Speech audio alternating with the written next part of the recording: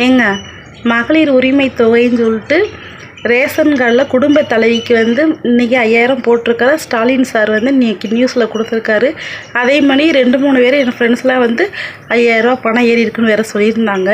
நான் பதிய போகும்போது என்ன சொன்னாங்கன்னா, நீ அந்த இதுக்கு பதிஞ்சேன்னா உனக்கு விதவு பணம் வராது அப்படின்னு சொல்லியிருந்தாங்க. அதனால் நான் பதியலை. இப்போ என்னன்னா, மாண்புமிகு முதலமைச்சர் ஐயா ஸ்டாலின் ஐயா அவர்களுக்கு நான் மிக தாழ்மையுடன் கேட்டுக்கிறேன். என்னன்னா, இப்போ எப்படி உரிமைத்தொகை நீங்கள் கொடுத்துருக்கீங்களோ, மகளிர் உரிமைத்தொகை நீங்கள் 5000 கொடுத்துருக்கீங்களோ, அதே மணிக்கு விதவை பணம் மாதம் 1200 ஏறுது.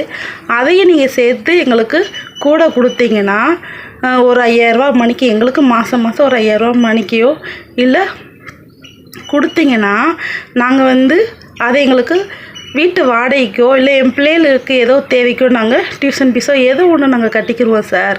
இதை மிக மிக தாழ்மையுடன் மிக பணிவுடன் கேட்டுக்கிறேன் சார். தயவுசெய்து இது வந்து எல்லாத்துக்குமே ஷேர் பண்ணுங்கள். முதலமைச்சர் ஐயா கண்ணில் படுறது அளவுக்கு நீங்கள் ஷேர் பண்ணுங்கள் மக்களே.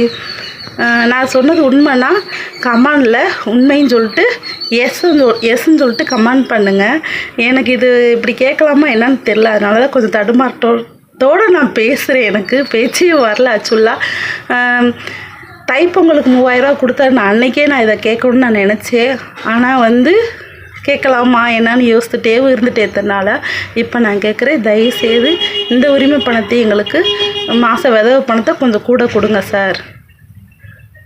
பாய் மக்களே.